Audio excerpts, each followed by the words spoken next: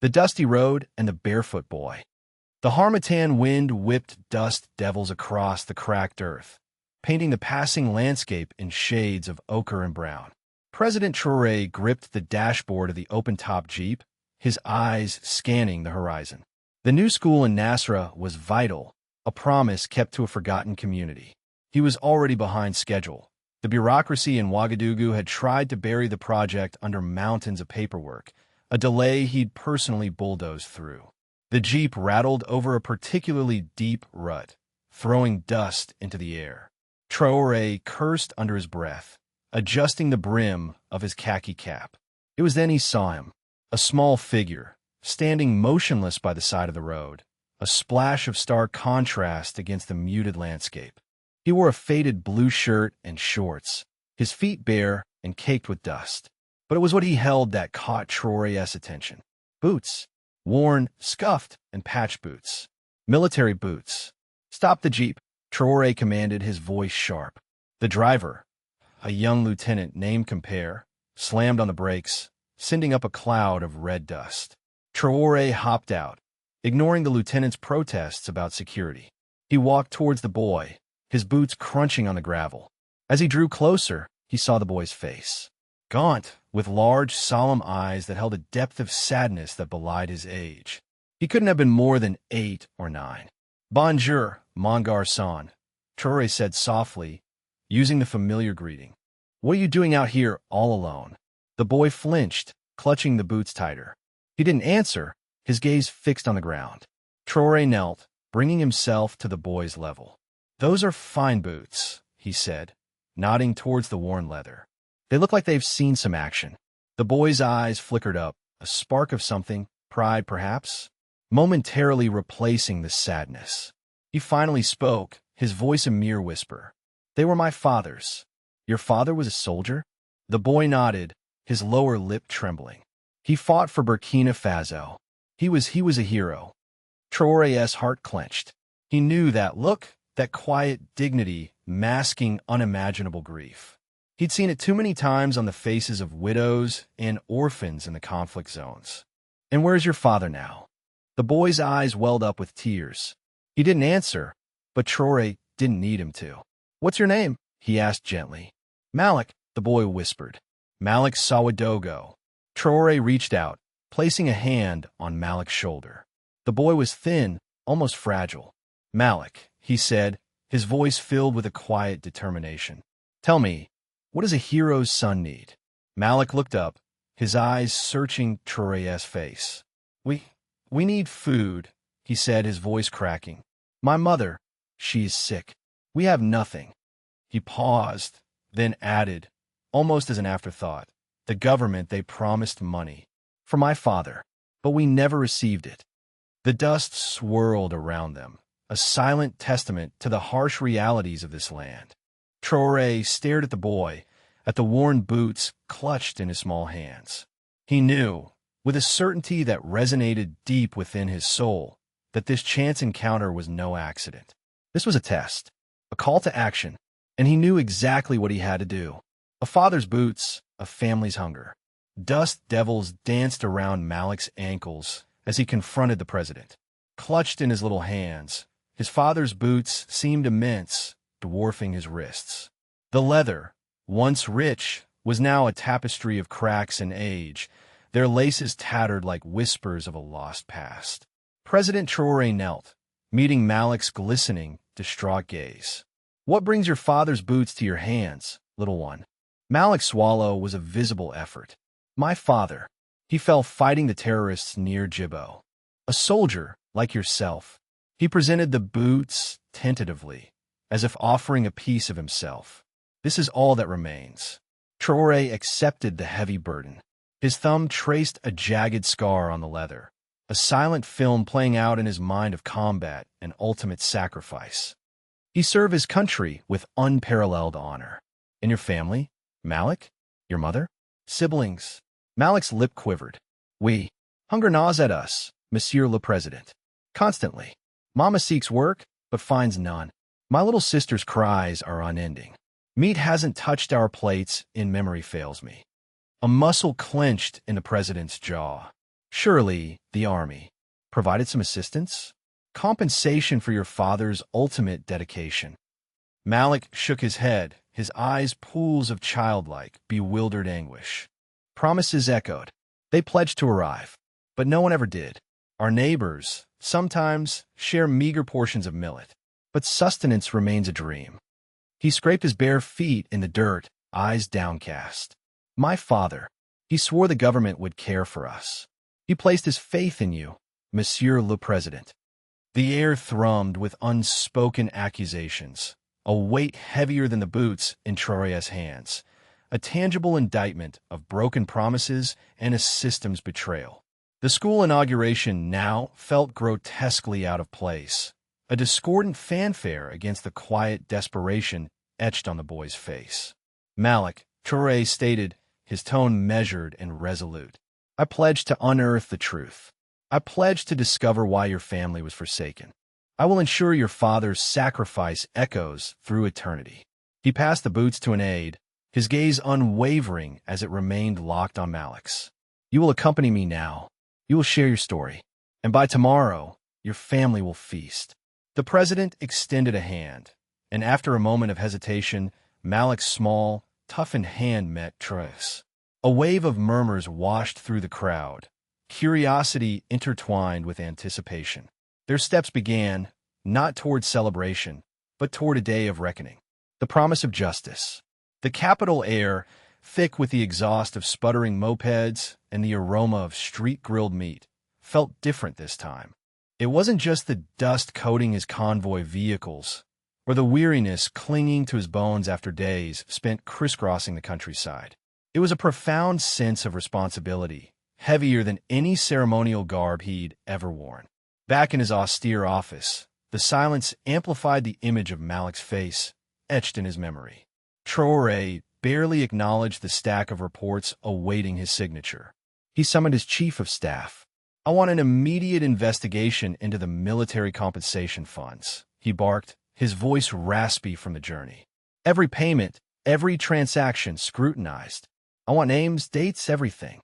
No stone unturned. The man stammered, but, Mr. President, these things take time. Traore slammed his fist on the desk, rattling a pen holder. Time is a luxury those families don't have. Start now. I want preliminary findings on my desk by morning. Later that evening, Colonel Amadou Zongo, immaculate in his crisp uniform, arrived unannounced. Mr. President, he began, a disarming smile playing on his lips, I heard about your, concerns regarding the compensation. A most laudable pursuit. Corruption, like weeds, must be eradicated. He gestured expansively. I want to offer my full support. My office has considerable resources and experience in these matters. We can expedite the process, ensure a swift and decisive resolution. Traore studied the colonel. Zongo's eyes, usually so bright and engaging, seemed a shade too intense under the fluorescent lights. He remembered the colonel's enthusiastic endorsement of previous budgets, the smooth reassurances about efficient resource allocation. A knot of unease tightened in his stomach. Thank you, Colonel, Traore said, his voice measured. Your offer is appreciated. However, I have already assigned the task to a dedicated team. Perhaps your expertise would be best utilized ensuring full cooperation from all military personnel during the investigation. Zongo's smile tightened imperceptibly. Of course, Mr. President. Anything for the good of Burkina Faso. I simply wanted to offer my assistance in streamlining the process. Bureaucracy, as you know, can be a formidable opponent. He paused, his gaze locking with Traore's. A swift resolution will be beneficial for everyone, especially in maintaining morale.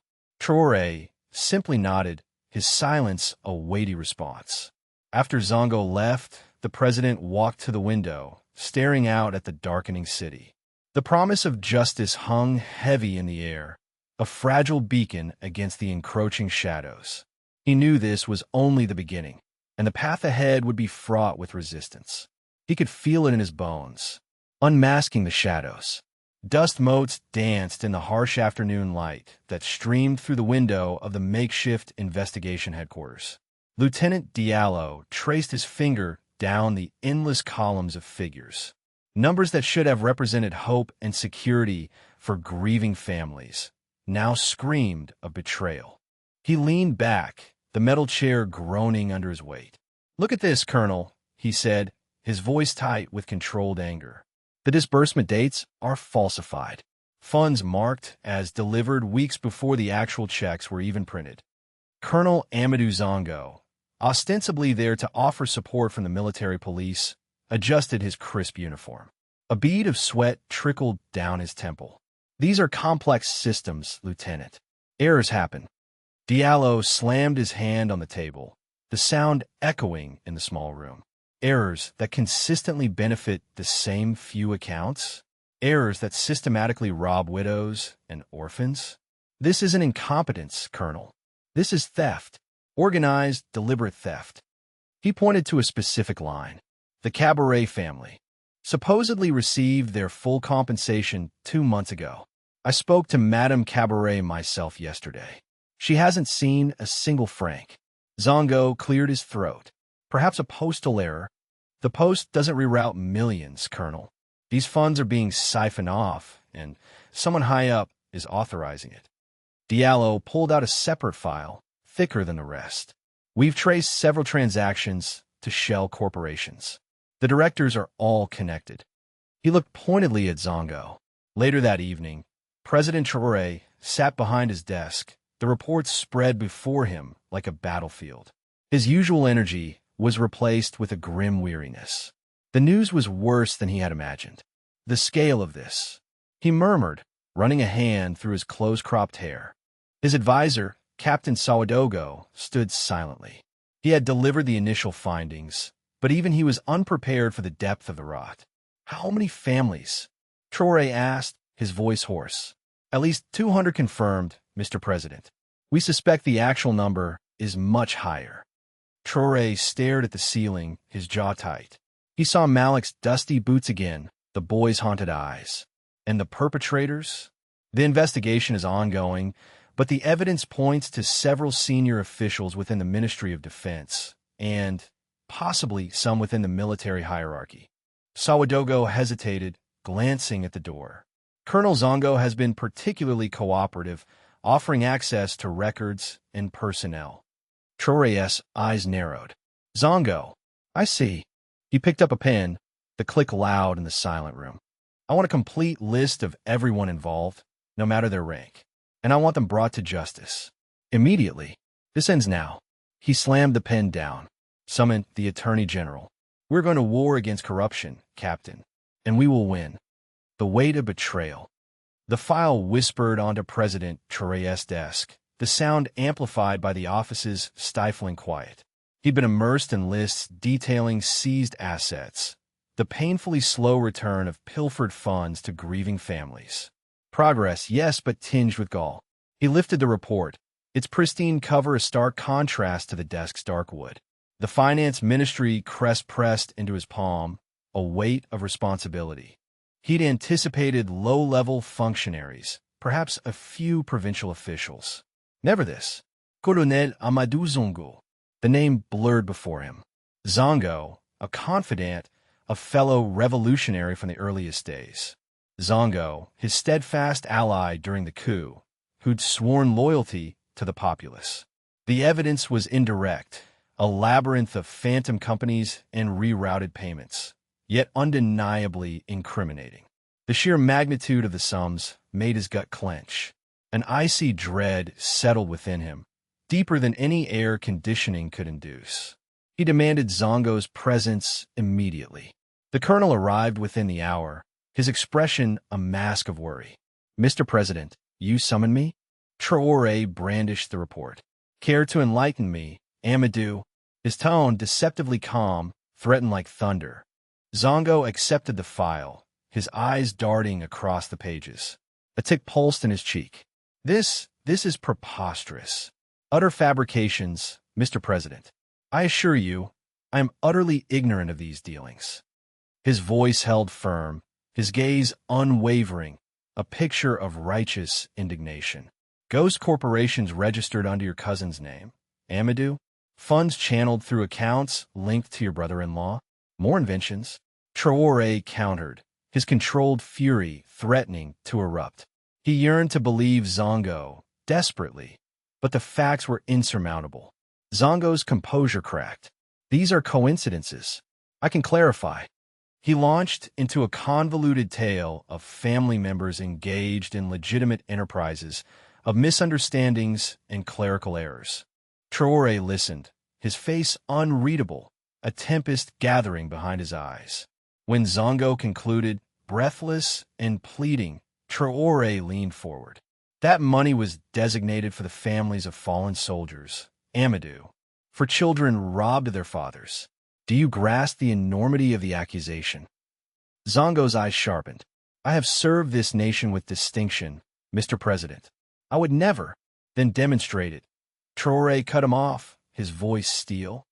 Fully cooperate with the investigation. Grant access to your personal accounts. If you are innocent, as you proclaim, you have nothing to hide. Zongo hesitated. The silence stretched, heavy and suffocating. Traore watched him, his heart aching with profound disillusionment. The fight against corruption was already a Sisyphean task, a constant push against entrenched interests and endemic injustice. But to discover treason within his inner circle, a betrayal by someone he implicitly trusted, it felt like a festering wound. He dismissed Zongo, his instructions crisp and impersonal. The colonel departed, his back rigid, his face a carefully constructed veneer of resentment. Alone, Traore fixed his gaze on the wall, the faces of Malik and the other orphaned children haunting his thoughts. He felt the crushing weight of their deprivation, the emptiness of their hunger, the stark injustice of their fate. He squeezed his eyes shut, Zongo's visage eclipsing everything. The treachery stung sharper than any bullet. He had to remain steadfast, for them, for the ideals of the revolution. He had to be unyielding, even with those he'd once called brothers. The nation's progress would not be impeded, not by avarice, not by treachery, not by anyone. Justice served. The sun blazed through the windows of the presidential office, turning the lustrous mahogany of the desk into a hot plate. Ibrahim Traore, oblivious to the perspiration beading on his forehead, scanned the compiled reports. Each line was a fresh indictment, fueling his ire. The sheer scale of the pilfering was staggering, a ghastly network woven by those entrusted with the public's welfare, preying on the very citizens they swore to protect. He slammed his fist down. The sound reverberated through the otherwise still chamber. Enough, he rumbled, his voice a low threat. Summon Chief Bomba. Moments later, the chief of police appeared, his features betraying a palpable unease. Traore indicated the stack of incriminating documents. These men, named in these files, are to be taken into custody immediately. No exceptions intertant. No dilas tolerative. Understood. Bomba's Adam's apple bobbed nervously. Yes, Mr. President. However, Colonel Zongo is implicated. His arrest could what? Disrupt the established order of graft. Traore's gaze hardened into steel. That decrepit order ends today. Arrest him. Treat him as you would any other suspect. With due process, yes, but with unwavering resolve to expose the truth. The die was cast. Within hours, the gears of justice, dormant for too long, began to turn with agonizing slowness. The apprehension of Colonel Amadou Zongo unleashed tremors throughout Ouagadougou. A contingent of uniformed officers descended upon Zongo's lavish estate. The stark contrast between their grim purpose and the colonel's opulent surroundings, a jarring tableau. Taken completely by surprise, Zongo initially resorted to bluster and intimidation. How dare you accost me? I am a servant of the people, a cornerstone of this nation. The commanding officer, a young lieutenant with unwavering eyes, produced a warrant. Colonel Zongo, you're under arrest on suspicion of embezzlement and malfeasance. You have the right to remain silent. Zongo's composure shattered. The bravado dissipated, replaced by stark disbelief. He spluttered. "There must be some misunderstanding. I can clarify." Word of Zongo's capture rippled through the city like a shockwave. In the bustling marketplaces, bartering ground to a halt as conversations turned to hushed, excited speculation. In the remote villages, families huddled around their radios, ears straining to catch the latest reports. Hope, a tender shoot, tentatively pushed through the hardened soil of their despair. The national radio station announced the roundup, reciting names and alleged offenses. The broadcast culminated with a statement from the president. "No one stands above the reach of the law. We shall purge this nation of the blight of corruption, and we shall forge a Burkina Faso where justice reigns supreme for all." That night, a gentle rain descended, rinsing the dust from the parched roads. It felt like a benediction, a symbol of the transformation sweeping the country. In the deep darkness, Malik, the boy who wore his father's boots, slept peacefully for the first time in what seemed like an age, a satiated stomach and a spark of optimism kindling his dreams. Children of heroes, dust devils danced around the podium as President Traore, hand clamped on a microphone, addressed the crowd. The printed speech on agricultural reform felt hollow in his grip. Malik's face, a frail, pinched visage dwarfed by enormous boots, seared his conscience. "We gather today," he began, his voice raspy with barely suppressed rage, "ostensibly to celebrate the coming harvest. But how can joy blossom when the seeds of perfidy have taken root in our very soil?" A stunned silence descended. He scanned the bewildered faces of his cabinet, the hopeful anticipation etched on the farmers' faces. "I have witnessed a thing," he pressed on, his voice swelling with newfound conviction. "The son of a fallen warrior, reduced to scavenging for sustenance, while those entrusted with his care fatten themselves on stolen wealth." He recounted his roadside encounter, the raw injustice that had constricted his throat. "This ends now. Today, I inaugurate the Children of Heroes initiative. We will seek out each child, each widow, each family left adrift. We will provide nourishment, sanctuary, education, and restore their stolen dignity. And we will bring the vultures who preyed upon them to justice." The address transformed into a blistering indictment of corruption, a vow of immediate and decisive retribution. The thunderous applause barely registered. His gaze was locked on Aisha Diallo, Malik's mother, standing at the periphery, her expression a fragile mosaic of disbelief and burgeoning hope. The following days cascaded into a torrent of inquiries, arrests, and feverish administrative restructuring. Driven by righteous fury and an endless supply of strong coffee, Traore sliced through bureaucratic obstacles with the force of a hurricane. Aisha, initially skeptical, found herself inexorably drawn into the burgeoning movement. She saw in Traore's gaze a genuine depth of regret, an unshakable resolve in his actions. "President," she stated one stifling afternoon, her voice a beacon of serenity amidst the pandemonium of the makeshift headquarters. "Sustenance and shelter are vital, but they are not enough.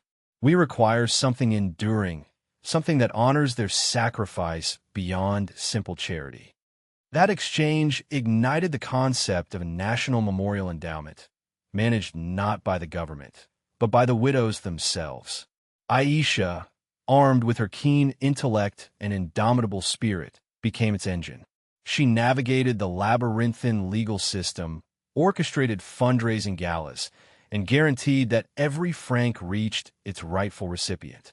The endowment became a lasting tribute to their tenacity, a monument forged not from stone, but from unwavering devotion and collective strength. Malik, finally released from the relentless grip of hunger, enrolled in school. He still slept clutching his father's boots, but now they represented not starvation and despair, but a beacon of promise, a glimpse of a future where his father's sacrifice would be eternally revered, and where the children of heroes would finally claim the honor they were due. He had even begun to polish them, a small act of rebellion against the squalor of the past. One day he would fill them, the march of the boots, Grit rasped beneath Malik's fingertips as he labored over the leather. He spat on the rag, attacking a crust of dried mud clinging stubbornly to the boot's toe. Each rotation was a silent supplication, a longing for a different reality. The midday sun transformed their corrugated roof into a blistering griddle. He could almost taste his father's essence, sweat, dust, and that familiar, booming laughter. Aisha watched from the threshold, her face softening with a mixture of sorrow and pride. The boots had been stark reminders, voiceless accusations directed at a system that had abandoned them. Yet now, they were morphing into something far more potent. The chanting swelled outside, a percussive heartbeat, a rhythm of rising expectations.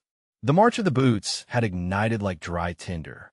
From a localized expression of grief and anger, it had exploded into a national phenomenon. Villages and cities alike poured into the streets, hoisting aloft leather testimonies, scuffed work boots, polished parade footwear, even miniature baby booties, each a monument to the fallen, a demand ringing out for accountability. Aisha initially recoiled from President Traore's invitation to lead the Children of Heroes initiative. The wound was too fresh, the memories too lacerating.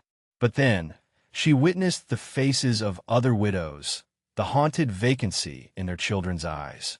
She listened to their tales, each one an echo of her own desolation. The collective weight of their mourning transmuted into an unexpected wellspring of resolve.